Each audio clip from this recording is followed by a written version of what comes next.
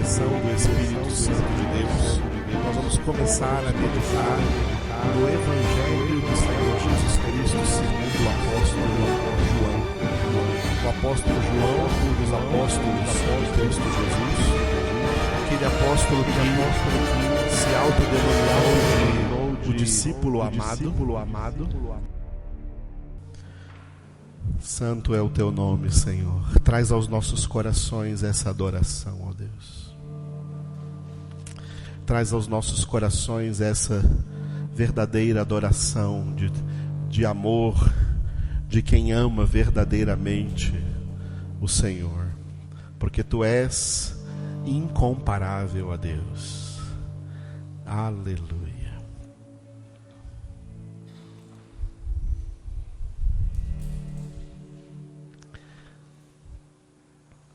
Nós estamos meditando dentro do Evangelho segundo João. Nós estamos naquele texto, dentro daquele texto cujo título era Do Primeiro ao Segundo Sinal. Nós vimos quarta-feira o primeiro sinal, que ocorreu nas bodas de Caná da Galileia, Jesus transformando água em vinho. Nós vimos esses significados. E dentro desse texto, do primeiro ao segundo sinal, nós temos um desenvolvimento cujo título é, repita, Filho Unigênito. Esse texto vai então, esse desenvolvimento vai aí do capítulo 2, versículo 13, até o capítulo 4, versículo 45. Todo esse texto aí, do 2:13 até o 4:45, todo esse texto aí ele tem uma introdução, um desenvolvimento e uma conclusão.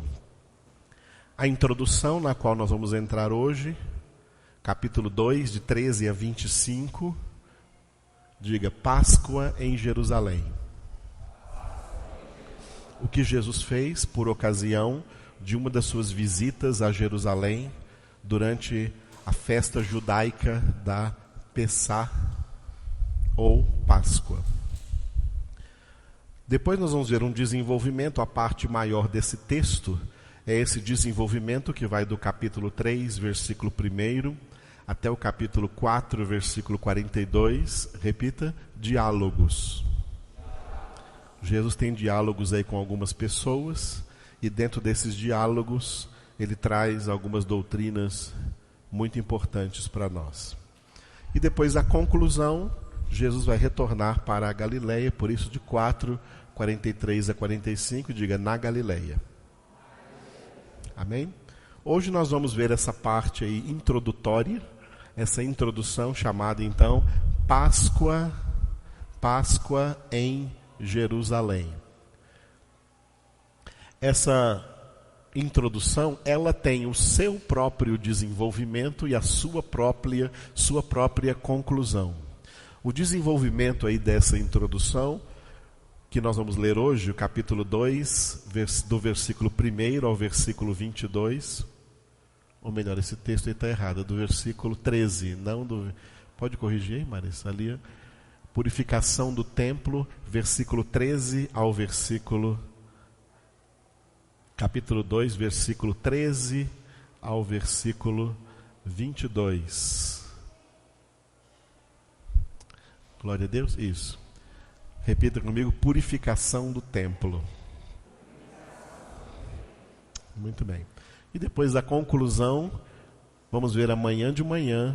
A conclusão é amanhã pela manhã, capítulo 2, de 23 então ao 25. Diga comigo, natureza humana. Vamos ver o que aquele texto diz acerca da natureza humana. Glória a Deus.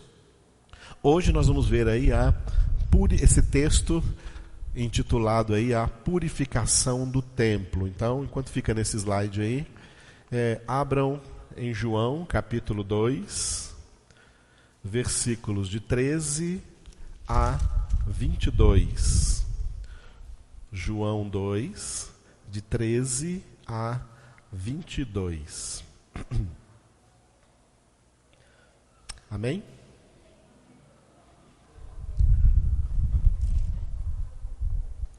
Todos juntos? Estando próxima a Páscoa dos judeus, subiu Jesus para Jerusalém e encontrou no templo os que vendiam bois, ovelhas e pombas, e também os cambistas assentados. Tendo feito um azorrague de cordas, expulsou todos do templo, bem como as ovelhas e os bois.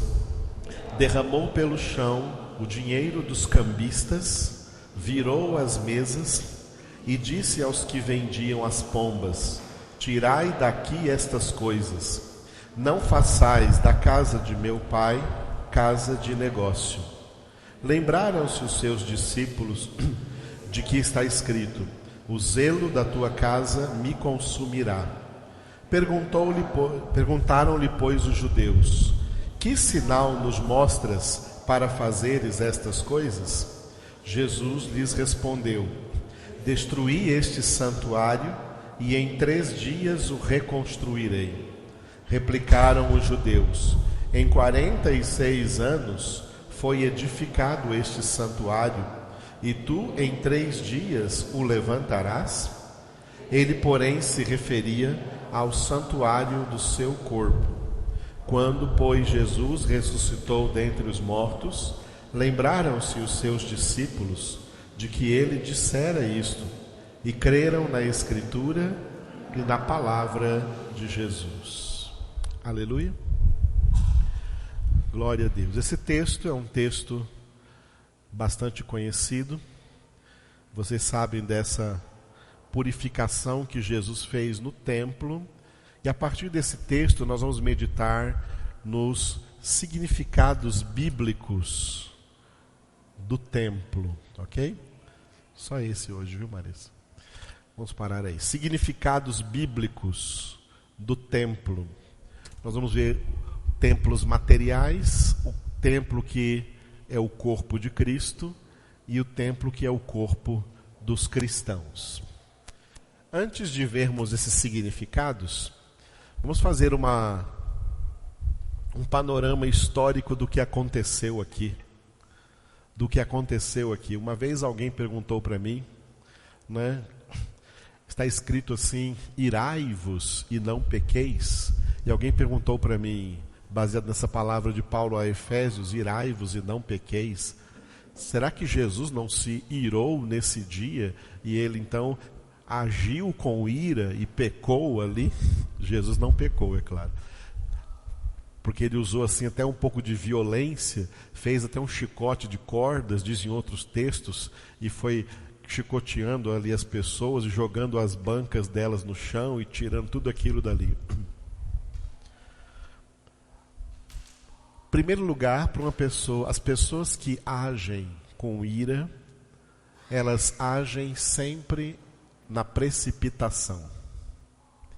As pessoas que agem com ira sempre agem na precipitação. Deus, na sua ira, ele não age com precipitação. Ele espera até o momento certo que ele mesmo planejou para derramar a sua ira e ver as consequências da sua ira acontecer. É por isso que a ira de Deus é justa. A ira de Cristo, Filho de Deus, também é justa. Mas a ira dos homens não realiza a justiça de Deus. Porque os homens, geralmente, quando agem com ira, eles agem na precipitação. No momento da raiva, no momento em que ficaram irados, eles se precipitam para agir.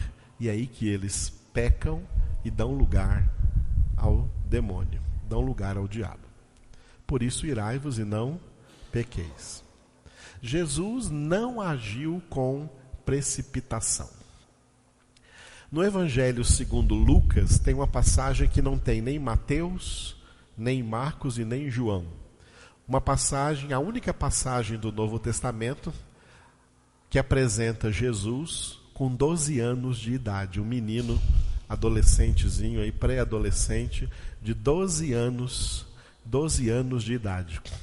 E aquele texto de Lucas diz que era costume de Maria e José, os pais terrenos de Jesus, que moravam lá ao norte de Israel, na região chamada Galileia, na cidadezinha de Nazaré.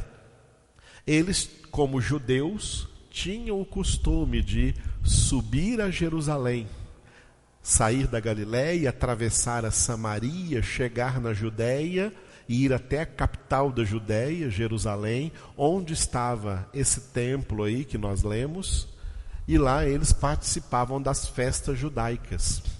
E a principal das festas judaicas era a festa da Páscoa. A festa da Páscoa, que era sempre celebrada no dia 14 do mês de Aviv, do antigo mês de Aviv, que agora se chama em hebraico mês de Nissan, e que equivale para nós, no nosso calendário, ao mês de Abril, que no calendário judaico, o primeiro mês do ano judaico é o mês de Abril. Para os judeus, o ano começa no mês de Abril, não no mês de janeiro.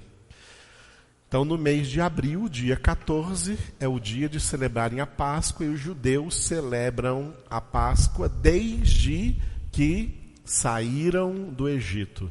Antes de sair do Egito, antes de atravessar o Mar Vermelho, foi a primeira Páscoa que foi celebrada.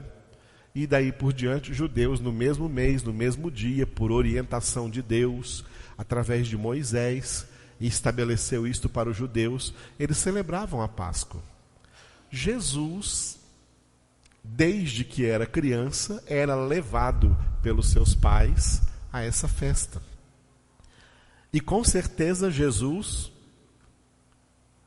passou toda a sua infância, adolescência, até os 30 anos de idade, indo todos os anos à festa da Páscoa em Jerusalém, e vendo como as pessoas, como os judeus de Jerusalém, aproveitavam, né, a multidão de pessoas que vinham para a festa para angariar algum dinheiro, fazendo um comércio ao redor do templo, aquelas barraquinhas, aquelas banquinhas ao redor ali do templo. Muitos judeus vinham e não traziam as suas oferendas, porque vinham de lugares muito distantes, não traziam as suas oferendas para oferecer e decidiam então comprar ali mesmo. Ficava mais fácil do que trazer a sua oferta, trazer um cordeiro, trazer a pomba, as rolinhas, as coisas que eles usavam para sacrificar no templo de Jerusalém, entregavam ao sacerdote para ser sacrificado no templo de Jerusalém, para não ter o trabalho de trazer isso na viagem que era longa. Muita gente deixava para comprar em Jerusalém. E por isso muitos comerciantes se aproveitavam dessa necessidade ou desse costume das pessoas, e ali ao redor do templo montavam as suas barraquinhas, as suas banquinhas, para ficar vendendo as coisas que as pessoas iam usar ali nessa festa aí em Jerusalém. Jesus viu isso todos os anos e não fez nada. Silenciou, ele guardou isso no seu coração. Jesus, há muitos anos, há mais de 30 anos, ele já entendia que isso era errado. Quando começou então o seu ministério, depois do início do seu ministério, e João coloca isso aqui bem no início do evangelho que ele escreveu, Jesus vai com os seus discípulos a Jerusalém para a festa da Páscoa, como era o seu costume de ir todos os anos, só que neste ano agora ele vai agir de uma maneira diferente. Ele pensou, ele premeditou, ele mandou fazer um chicote, um azorrague, e ele falou: hoje eu vou fazer uma limpeza nesse lugar. E Jesus saiu com toda a autoridade de Deus, derrubando as mesas, jogando pelo chão as moedas, espalhando aquela mercadoria e dizendo para as pessoas: este lugar foi construído para ser uma casa de oração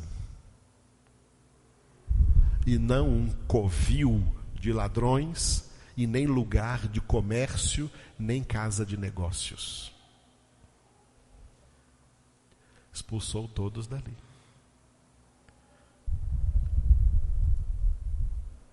Hoje em dia, tem muitas igrejas por aí que cercam-se de comércio.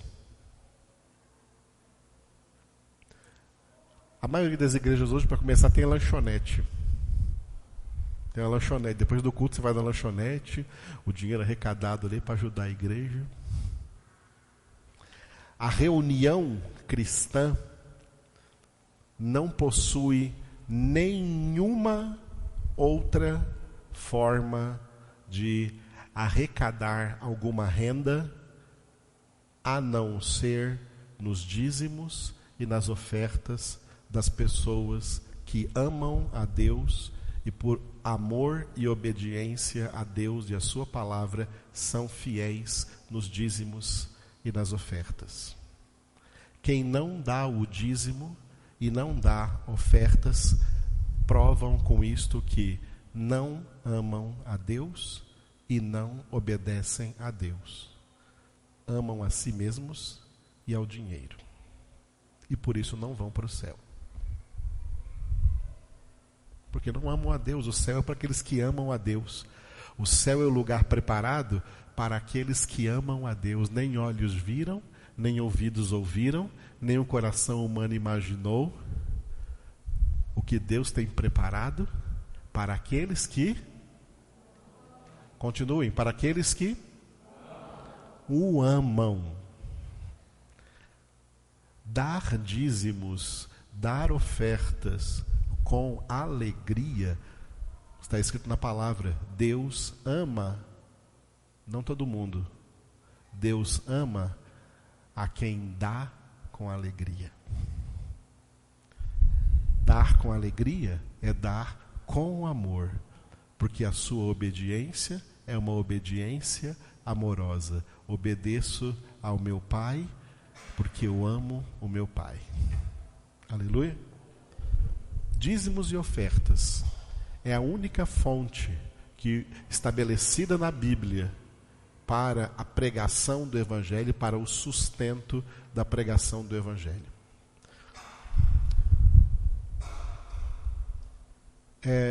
O que eu já vendi para vocês aqui? Respondam. Pessoas mais antigas que conhecem o nosso ministério. O que nós já vendemos aqui? Já vendemos alguma coisa? Fizemos pamonhada para vender? Fizemos galinhada para vender? Fizemos alguma promoção de vendas aqui dentro para vender alguma coisa, para angariar dinheiro para alguma coisa? Responda, amados. Eu quero que você responda, por favor. Fizemos ou não? Alô, boa noite, vocês estão aí? Fizemos isso ou não?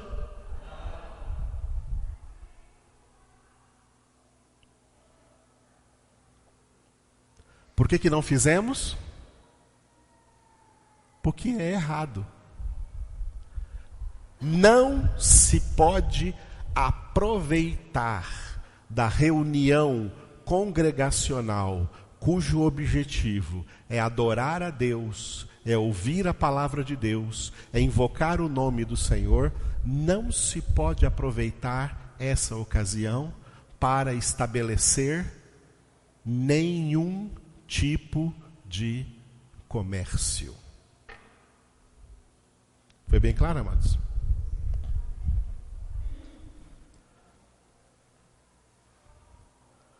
A maioria das igrejas por aí tem os seus comércios. E até muito crente aprova. Quem não aprova é Jesus. Jesus manda o chicote. Quem não aprova é Jesus. Você aprova? É porque você não é dele. Quem é dele, fica com ele. Jesus não aprova, eu também não aprovo. Glória a Deus, amados. Se todos os crentes fossem fiéis nos dízimos e ofertas, nós poderíamos sair do aluguel, construir um lugar, comprar um terreno, construir um lugar para nós. Todos os pastores que constroem igreja por aí, muitos deles já falaram comigo: Pastor Edivaldo, é impossível construir igrejas, comprar terreno e construir igrejas só com os dízimos e ofertas do crentes, porque eles são murrinhas. Por isso, todas as denominações para construir igreja fazem rifas, fazem galinhada, fazem pamonhadas, fazem sorteios, fazem carnês. Além do dízimo, você tem que dar um trízimo, e você tem que correr atrás de um monte de outras, tem que trazer outras coisas, e o pastor tem que ficar em todos os cultos pregando sobre isso. Sabia que desde do ano 2000 para cá, tem igrejas que tem 2 pregações, especialmente no domingo à noite? Tem 2 pregações. A primeira pregação é para pedir o dinheiro, e depois que conta, se deu tanto certo, então ele vai para outra pregação. Em Manaus nós vimos isso acontecendo numa grande igreja, em uma enorme igreja que tem lá, e depois que arrecadou lá não sei quantos mil, foi mais de 100 mil numa noite. O pastor chegou e falou assim: não é pastor não, ele é apóstolo. Chegou, é uma vergonha. A nossa meta para hoje não era 100 mil, a nossa meta para hoje é 200 mil. Não vai ter pregação essa noite, a não ser que os outros 100 mil cheguem aqui. Vai passar agora aí a bandeja.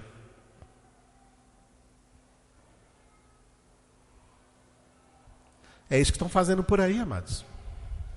São coisas desse tipo que estão fazendo por aí.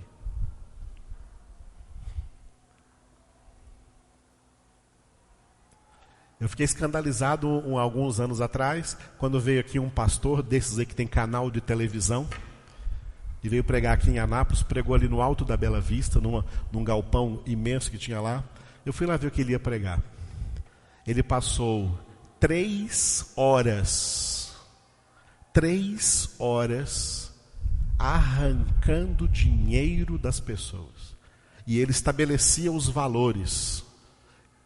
Ele começou com pessoas que são chamadas por Deus nessa tarde. Eu sei que tem gente aqui que é capaz de fazer um cheque agora, nos valores entre 5 e 10 mil. Vamos receber esses cheques agora. Pode começar a fazer aí. 1 hora convencendo pessoas a doar de 5 a 10 mil. Depois que sugou todo mundo nisso, ele abaixou para 4 mil. Depois ele abaixou para 3 mil. Depois que recebeu os de 3 mil, abaixou para 2 mil. Depois ele abaixou para 1.000. Depois ele abaixou para 500. Aí abaixou 400, 300, 200, 100, 50. De 50 ele abaixou para 40, 30, 20, 10, 5 reais, 1 real, e acabou em 50 centavos.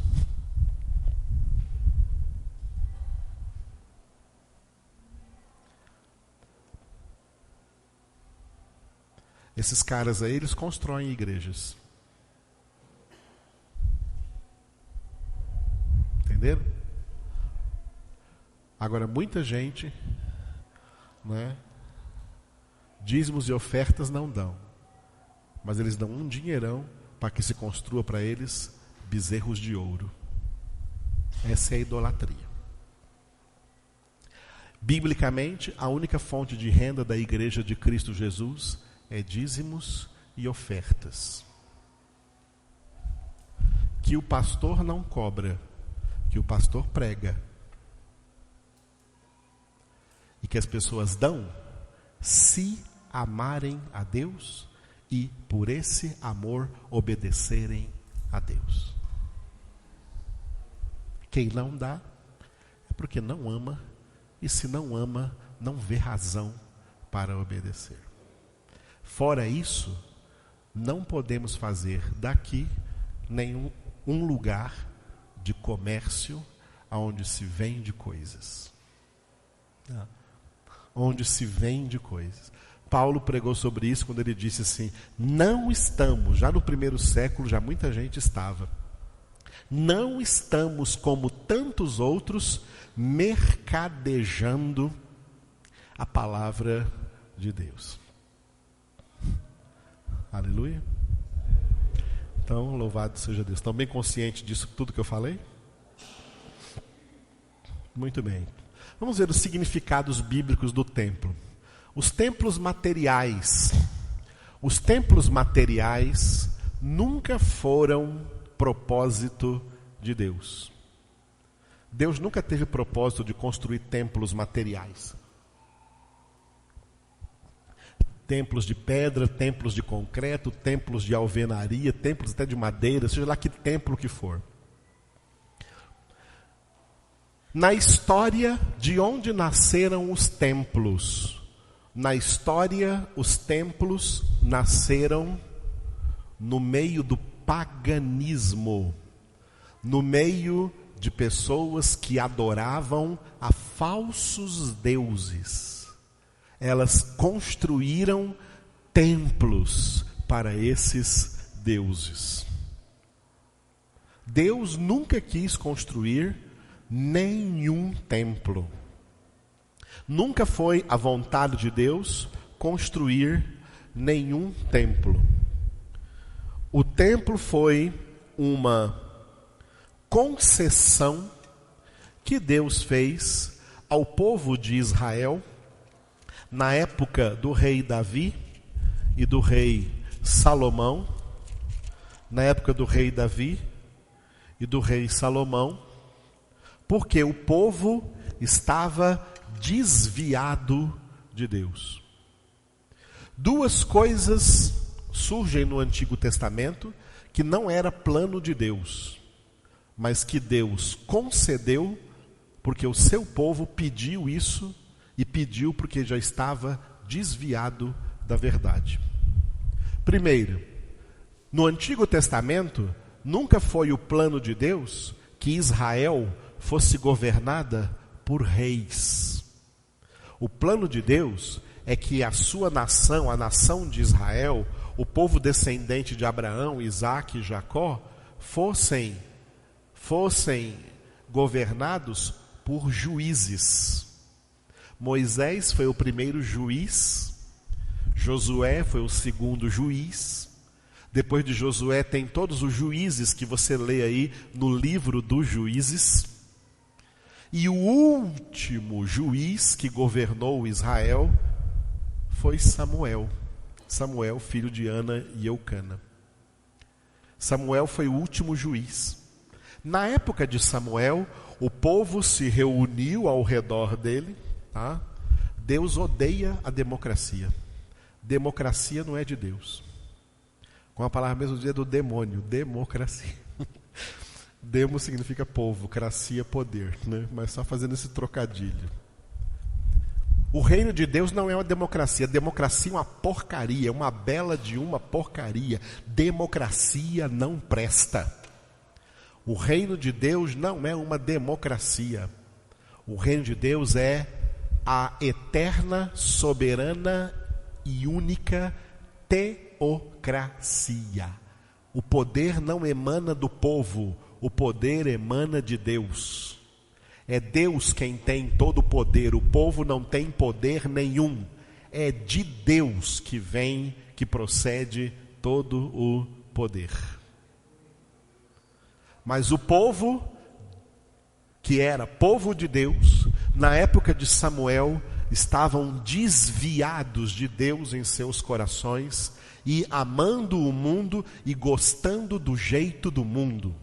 E por estarem amando o mundo e gostando do jeito do mundo, eles se reuniram ao redor de Samuel e falaram assim: Samuel, nós agora queremos ser como todas as nações da terra também são. Eles têm um rei, nós também queremos um rei. Eles têm um rei, nós não queremos mais juízes, nós queremos um rei, como todas as nações da terra também têm um rei. Samuel ficou triste, foi orar a Deus e Deus falou com ele assim: olha o que Deus disse a Samuel: Samuel, não fique triste, porque não é a ti que eles rejeitam, é a mim. Concede-lhes um rei. Só que eu vou mostrar para eles tudo o que eles vão ter que pagar, o preço que eles vão ter que pagar para esse rei aí. Aí Deus concedeu um rei.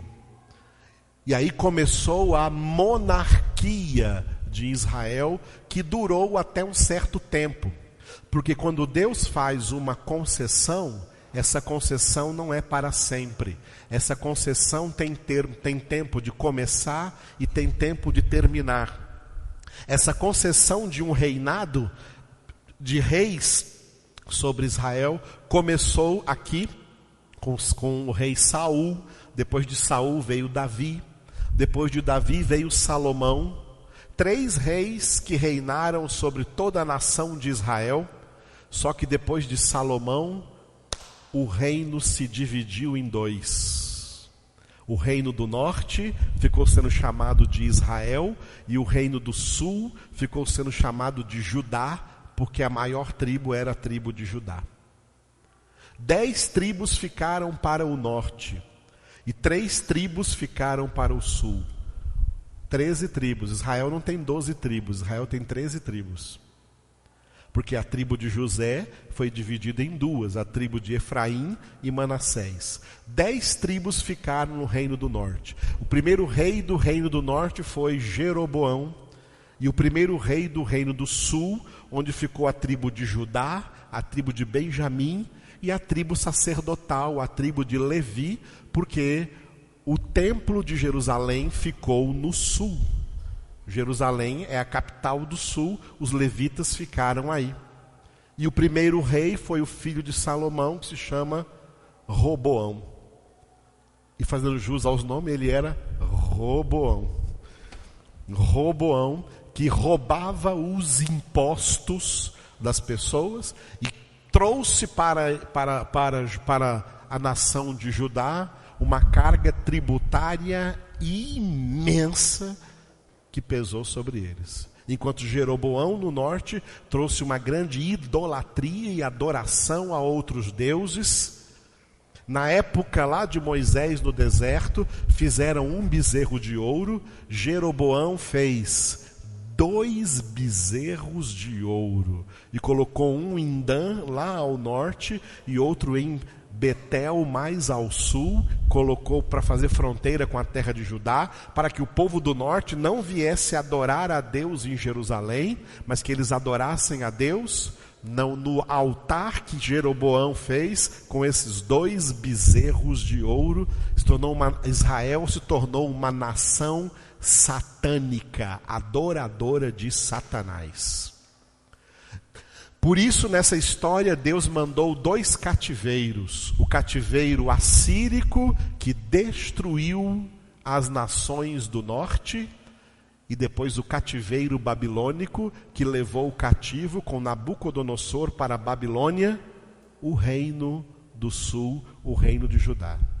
Depois desses 2 cativeiros, acabou a monarquia de Israel. Israel não teve mais reis, porque isso não era o plano de Deus. O plano de Deus era que eles fossem governados por juízes. Juízes que eram pastores, que iam pregar a palavra de Deus para eles e falar para eles qual era a lei de Deus, a lei do Senhor que eles deveriam obedecer para serem a nação bendita cujo Deus é o Senhor.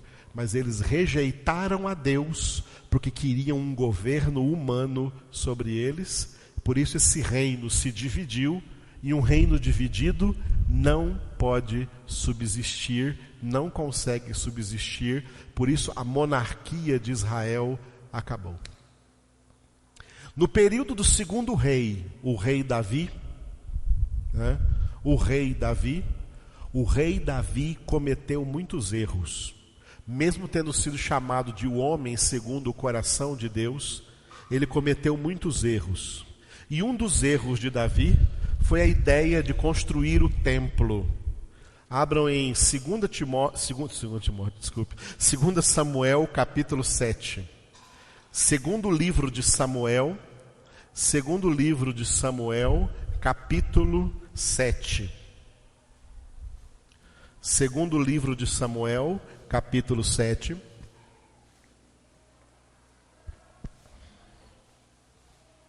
Glória a Deus. Acharam aí? Segundo livro de Samuel, capítulo 7. Começando do começo, eu vou lendo e explicando para vocês. Olha aqui, olha o que acontece no capítulo 7. Sucedeu que, habitando o rei Davi em sua própria casa, tendo-lhe o Senhor dado descanso de todos os seus inimigos em redor, disse o rei ao profeta Natã: olha, eu moro em casa de cedros, e a arca de Deus se acha numa tenda. A arca de Deus estava numa tenda chamada tabernáculo, que Deus mandou Moisés construir, e desde que Moisés construiu, é assim que morava a arca da aliança, nessa tenda que era montável ou desmontável, né? Olha, dá uma olhadinha de novo no versículo 1. Ó. Habitando o rei Davi em sua própria casa, e tendo-lhe o Senhor dado o que para ele? Descanso de todos os inimigos em... Aqui no capítulo 7, antes do capítulo 7, Davi, como homem de guerra, como um rei guerreiro, ele conquistou a paz da nação. Chegou um tempo que nenhuma nação ousava lutar mais contra Israel, porque Israel tinha um rei muito forte, muito poderoso, que era Davi. Aí o Senhor deu a ele descanso. Deu descanso, quer dizer, tirou as guerras. Acabou o tempo de guerra. Acabou o tempo de guerra. Ficou tudo bem. Sabe por que Deus manda guerras para você? Sabe por que Deus manda tribulações para você? Para você não ficar sem fazer nada e começar a ter ideia.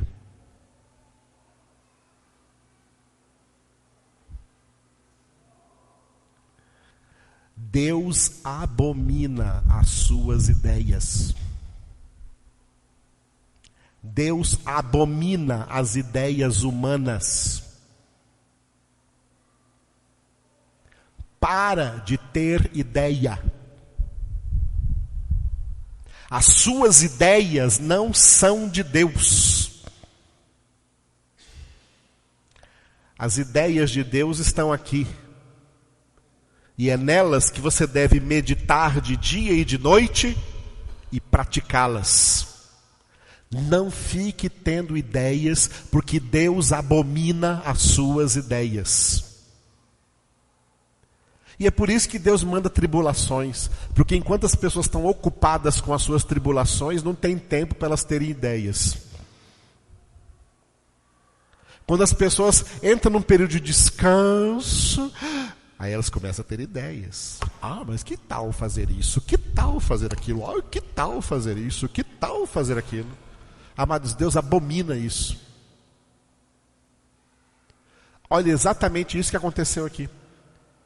Davi lutou, foi fiel a Deus nas lutas. Enquanto estava lutando, não teve nenhuma ideia. Estava seguindo a moção de Deus, estava sendo guiado pelo Espírito de Deus. Aí Deus deu paz, acabaram as guerras, ficou tudo descansado, tudo tranquilo. Aí o homem começa a ter ideia. Olha, o negócio é o seguinte, olha.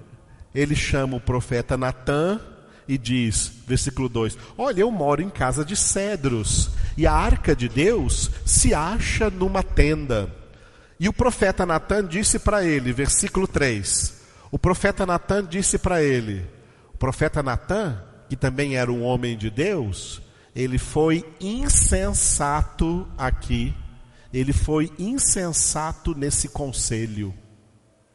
O que Natã deveria dizer era o seguinte, rei, meu rei, eu vou orar a Deus, eu sou profeta de Deus, eu vou orar a Deus, eu vou invocar a Deus e vou trazer uma resposta de Deus para o rei.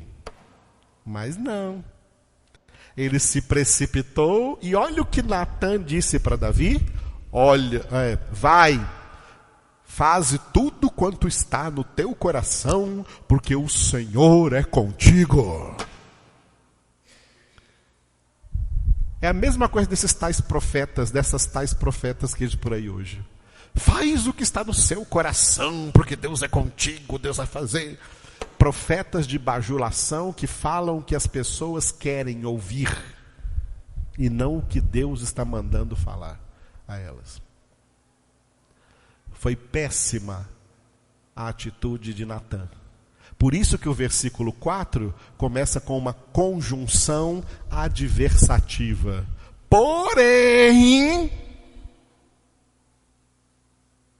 naquela mesma noite, Deus não esperou para mais tarde. Naquela mesma noite, veio a palavra do Senhor a Natã dizendo: vai e dize ao meu servo Davi, assim diz o Senhor. Aqui tem uma pergunta. Essa pergunta aqui é uma pergunta sarcástica, tá? Deus está perguntando assim: edificar-me-ás tu casa para minha habitação? Sabe o que Deus está falando para mandando Natã dizer a Davi? Natã, vai lá e pergunta a Davi. Ele está achando agora que eu sou do movimento sem teto? Ele está achando que eu sou um mendigo que não tenho casa? Ele está com muita dosinha de mim porque eu não tenho uma casa, eu moro numa tenda, ele acha que eu tenho que morar numa casa maravilhosa que ele vai construir para mim? É isso que Deus está perguntando. E aí Deus continua falando assim, ó, versículo 6. Porque em casa nenhuma habitei, desde o dia em que fiz subir os filhos de Israel do Egito, até ao dia de hoje. Mas tenho andado em tenda, em tabernáculo. Em todo lugar que andei, versículo 7 é uma pergunta. Em todo lugar que andei, com todos os filhos de Israel, falei acaso alguma palavra com qualquer das suas tribos, a quem mandei apacentar o meu povo de Israel, dizendo, por que não me edificais uma casa de cedro? Deus está falando, quando foi que eu mandei construir uma casa? Quando foi que eu pedi para construir uma casa? Que profeta que eu levantei mandando construir uma casa para mim?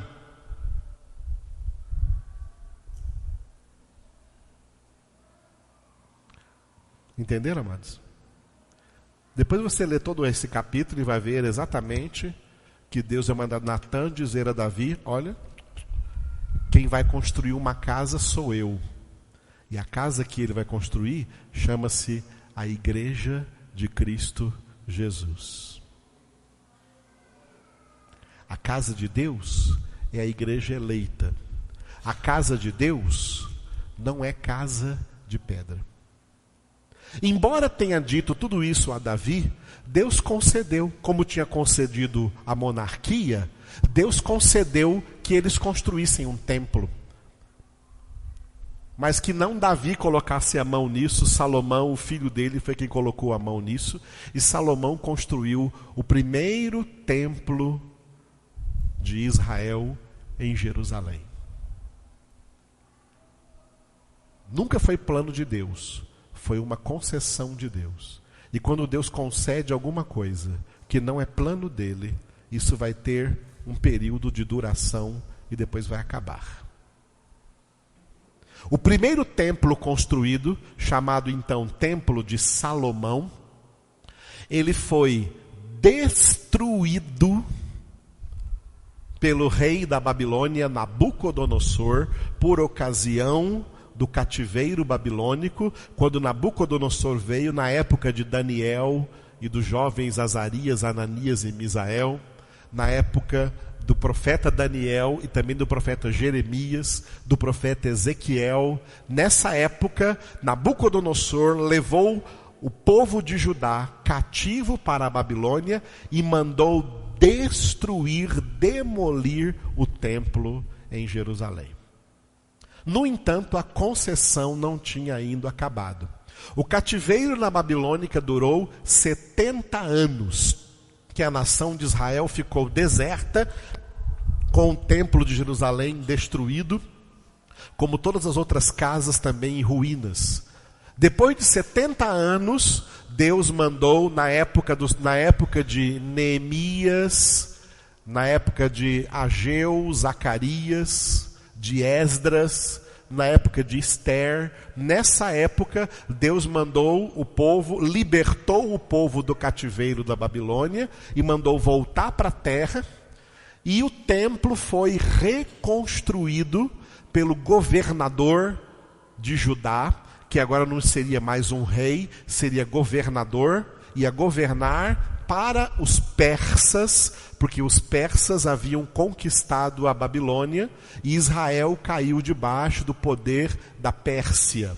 E um governador judaico foi levantado ali, quando o povo voltou para Jerusalém, voltou para Judá, e o governador era Zorobabel, que é da tribo de Judá, parente de Jesus, da linhagem messiânica. E Zorobabel reconstruiu o templo que havia sido destruído. Esse templo ficou sendo chamado como Templo de Zorobabel, que era mais pobre do que o Templo de Salomão, porque eles tinham menos recursos.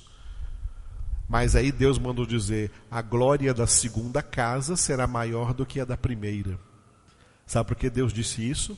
Porque quanto mais glória humana existe numa igreja, menos glória de Deus existe nessa igreja.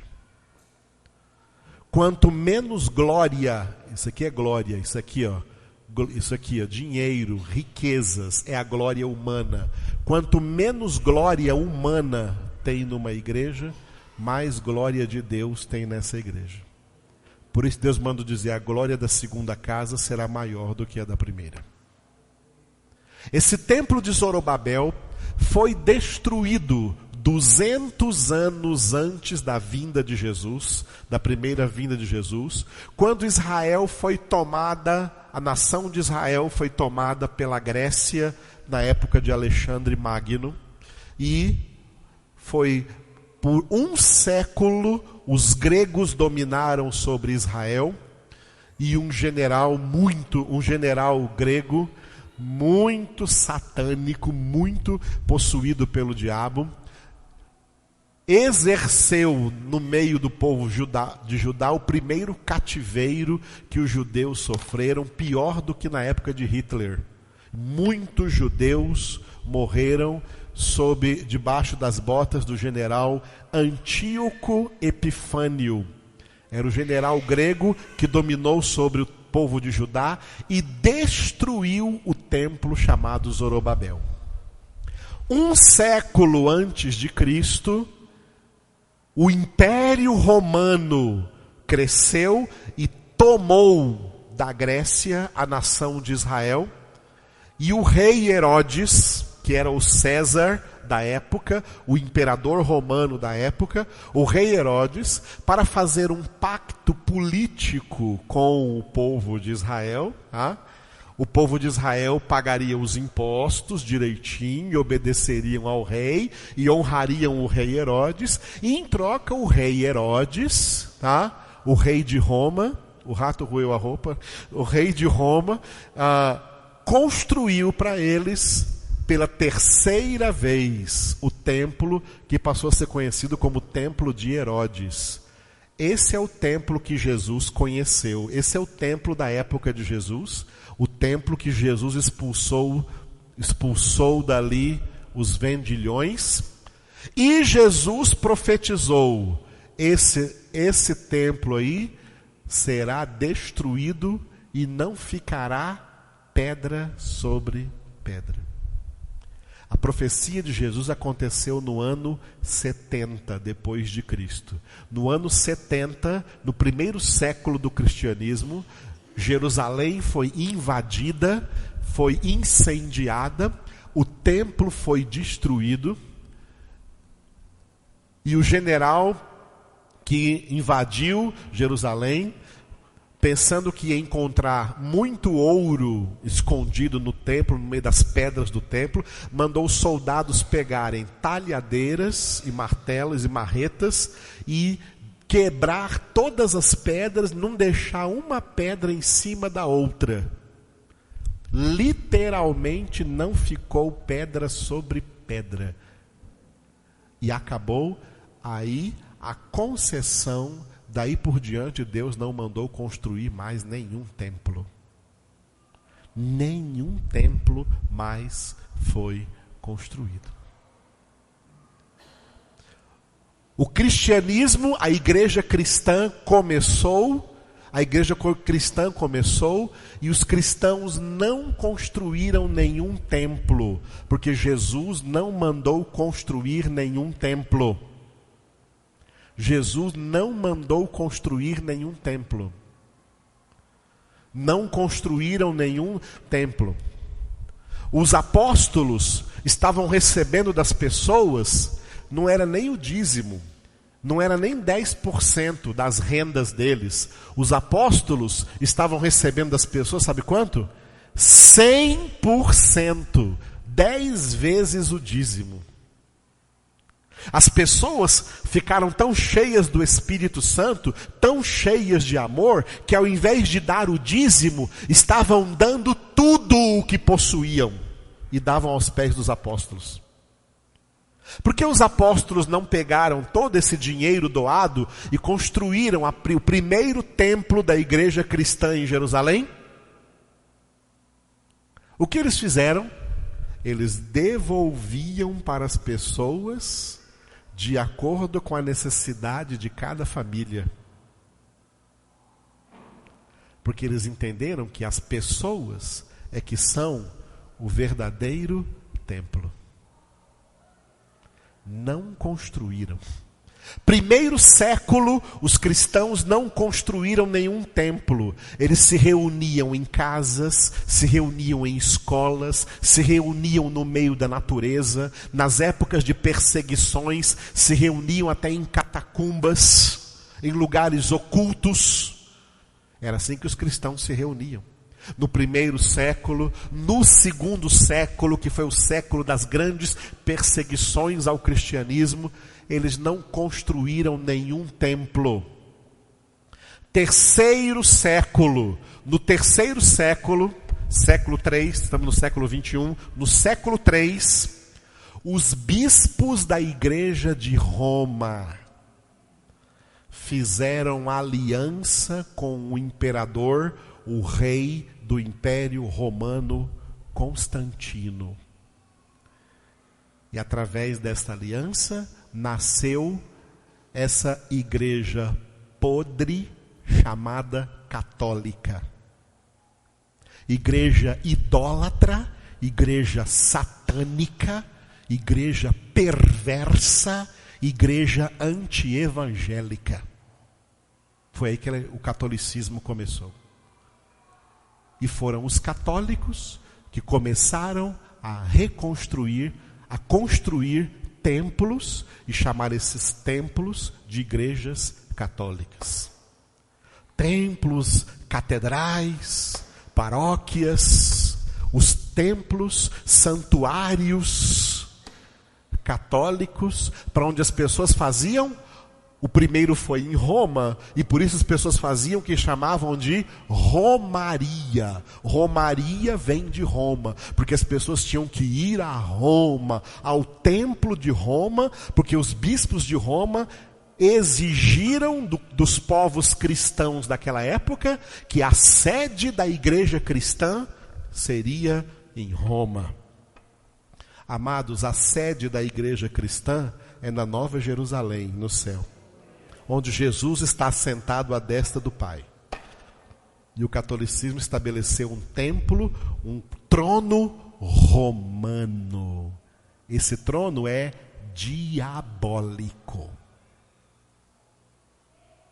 Jesus não instituiu papa, não instituiu padres. Não existe no Evangelho de Jesus Cristo tais coisas. Foram inventadas por pessoas inescrupulosas, inspiradas pelo diabo, não pelo Espírito Santo de Deus. E não tem o Evangelho de Cristo e odeiam o Evangelho de Cristo, odeiam a palavra de Deus e odeiam crente, como odeiam Jesus. Mas adoram seus templos. Templos cada vez mais ricos, suntuosos. Construíram esses templos. A reforma protestante veio, ano 1517. A questão templária não foi reformada e as igrejas evangélicas também começaram a construir templos.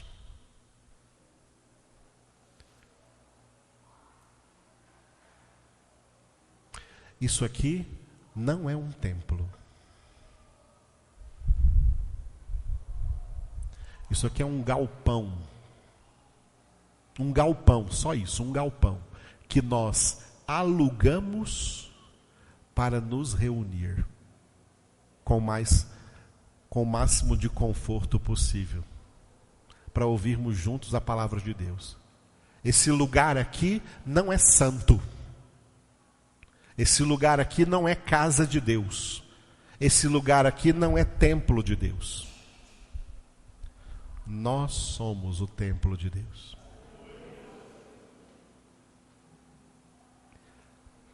Por isso os significados do templo. Templos materiais. Repita, Deus não habita. Vamos ler aqueles 2 versículos ali, ó. Atos 7, 48. Atos 7. Atos dos Apóstolos, capítulo 7, versículo 48. A pregação de Estevão. Estevão declarou na sua pregação, Atos 7, 48. Quem encontrou, diga glória a Deus. Entretanto, não habita o Altíssimo em casas feitas por mãos humanas, como diz o profeta. Leia só o 48.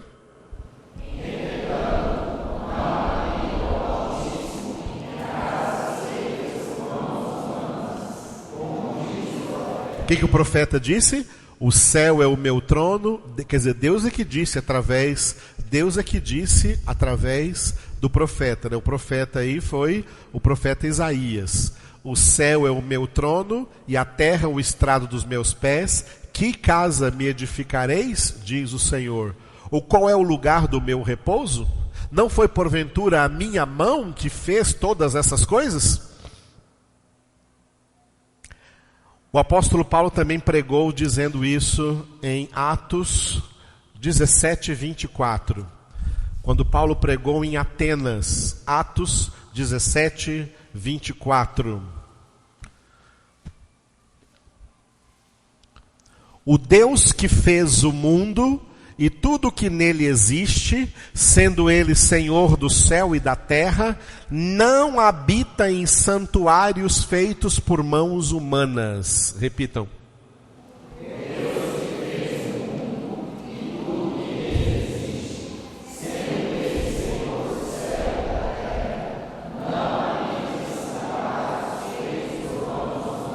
Deus não habita em santuários feitos por mãos humanas.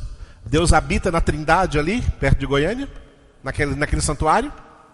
Deus habita no santuário da Trindade. O que essa multidão de gente faz caminhando para lá? Idolatria. Ele habita no santuário da Aparecida, padroeira do Brasil. Deus habita naquele santuário? O que as pessoas fazem indo para lá? Estão provocando a Deus. E vão receber as consequências dessas provocações. Deus habita na Capela Sistina do Vaticano? No trono do Papa, Deus habita ali? aquilo é o trono da besta, não o trono de Cristo. Isso é sério, irmãos. Deus não habita em santuários feitos por mãos.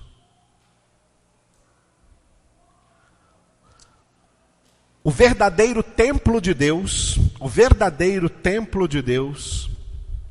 é o corpo de Cristo, que Jesus mesmo declarou no texto que nós lemos hoje. Vamos voltar lá, capítulo 2 de João. Capítulo 2 de João, quando Jesus disse no versículo 19, Jesus lhes respondeu: destruí este santuário e em 3 dias o reconstruirei. Só que Jesus estava dizendo uma parábola e eles não entenderam. Replicaram os judeus: em 46 anos foi edificado esse santuário e tu em 3 dias o levantarás? Aí João escreveu dizendo, versículo 21, ele, porém, se referia ao santuário do seu corpo. Leiam.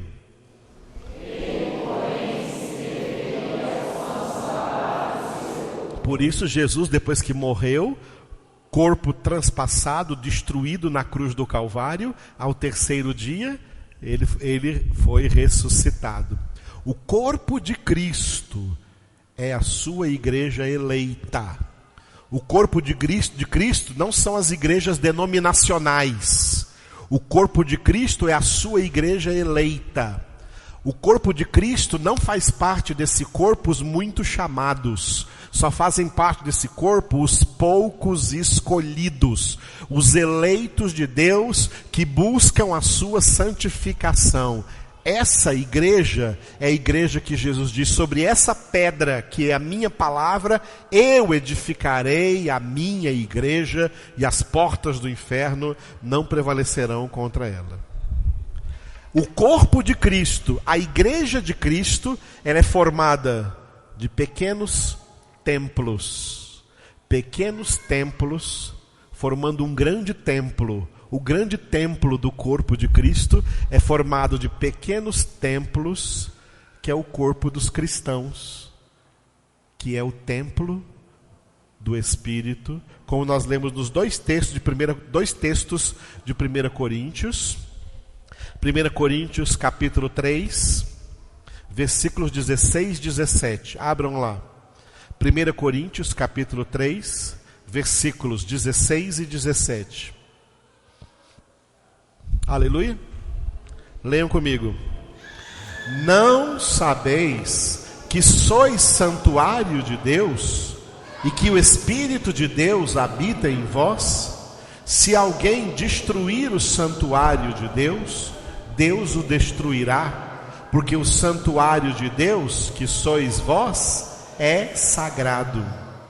O corpo é o santuário de Deus, é o santuário do Espírito Santo de Deus. E agora 1 Coríntios capítulo 6, versículos 19 e 20. 1 Coríntios 6, 19 e 20. Amém? Leiam comigo.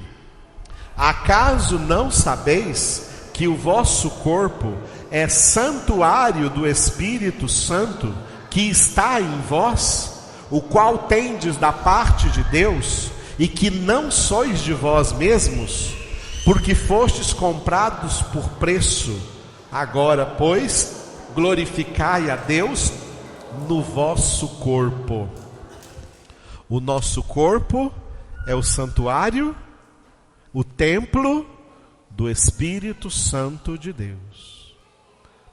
Não pode ser usado para fornicação, não pode ser usado para relacionamento sexual fora do casamento, não pode ser contaminado com drogas, com álcool e com nada que coopere para a sua destruição, porque aquele que destruir o templo de Deus, Deus também o destruirá.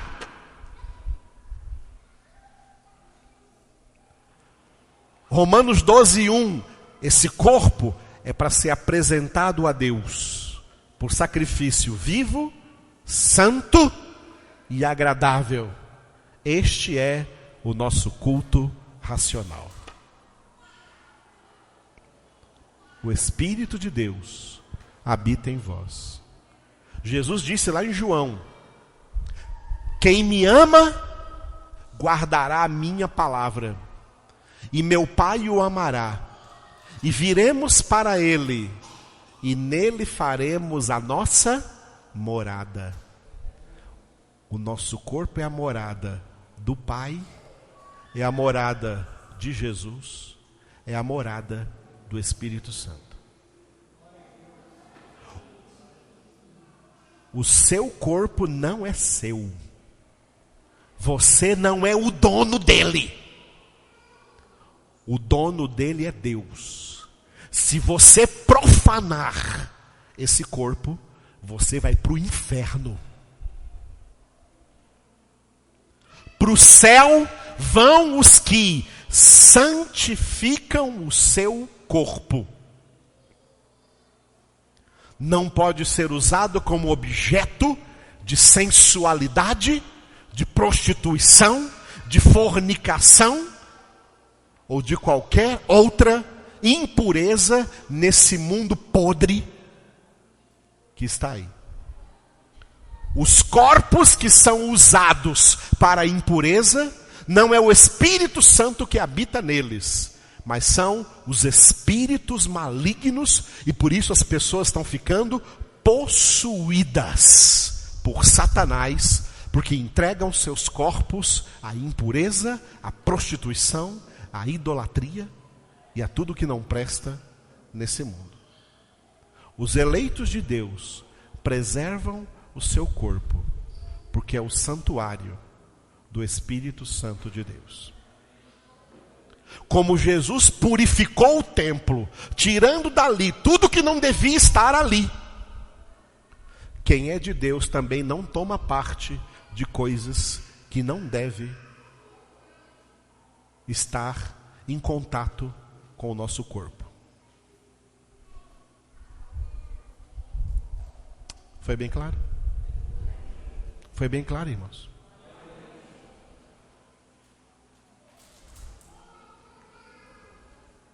Por isso está escrito: santificai-vos. E essa santificação é de corpo, é de alma, é de espírito, é de interior e de exterior também.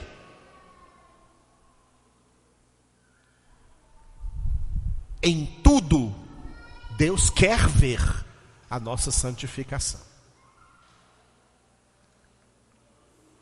E quem rejeita essas instruções, não rejeita a mim que estou pregando aqui. Rejeita ao Espírito Santo de Deus, porque eu não inventei essa palavra. É palavra do Espírito Santo de Deus. Portanto, seja santo, porque o Senhor te manda ser santo, em nome de Jesus. Fique de pé agora.